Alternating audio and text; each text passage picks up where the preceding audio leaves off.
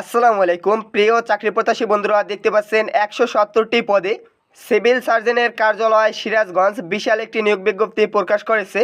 এখানে কত তারিখ আবেদন শুরু এবং কত তারিখ আবেদন জমাদানের শেষ সময়, আবেদন সাবমিট করার পরে পরীক্ষার ফি হিসেবে কত টাকা পরিশোধ করতে হবে, কোন পদের জন্য কি শিক্ষাগত যোগ্যতা প্রয়োজন এবং কত বছর বয়স পর্যন্ত আবেদন করতে পারবেন, কিভাবে আবেদন করবেন, এ সকল বিষয় নিয়ে থাকছে আজকের ভিডিও।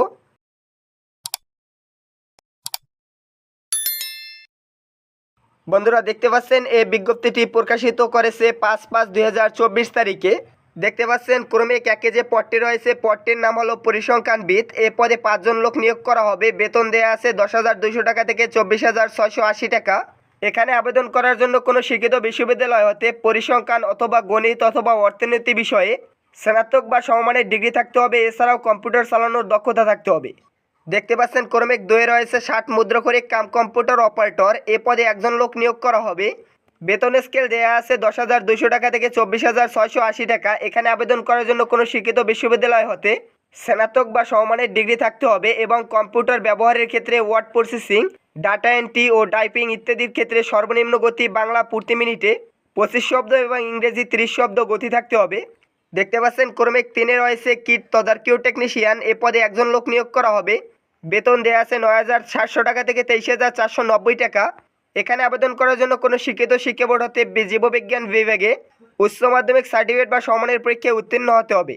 দেখতে পাচ্ছেন ক্রমিক 4 রয়েছে স্টোর কিপার। এ পদে 6 জন লোক নিয়োগ করা হবে। বেতন স্কেল দেওয়া আছে 9,300 টাকা থেকে 22,490 টাকা।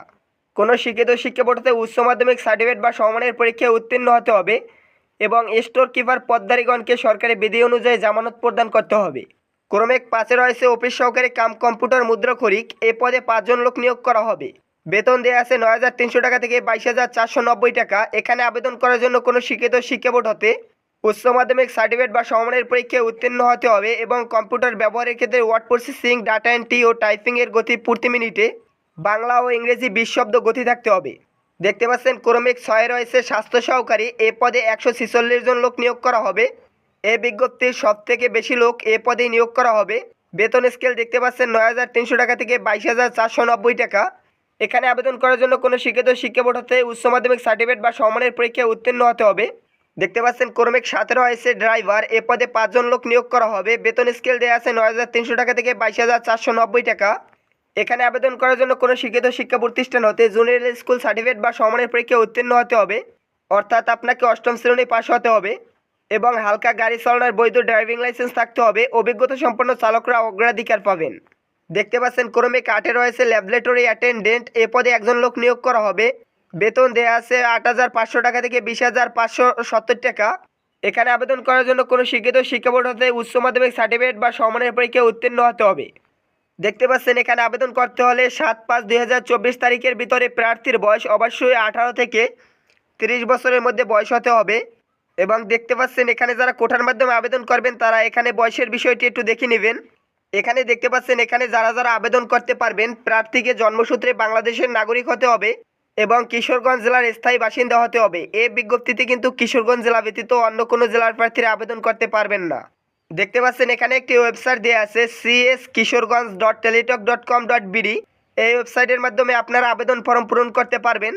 এখানে আবেদন ফর্ম পূরণ করতে পারবেন 7/5/2024 তারিখ সকাল 9টা থেকে এবং আবেদন জমাদানের শেষ তারিখ 28/5/2024 তারিখ বিকাল 4টা পর্যন্ত। বুঝতেই পারছেন উক্ত সময়সীমার ভিতরে আপনাদের আবেদনপত্র দাখিল করতে হবে। দেখতে পাচ্ছেন এখানে আবেদন সাবমিট করার পরবর্তী 72 ঘন্টার ভিতরে আপনার পরীক্ষার ফি পরিশোধ করতে হবে।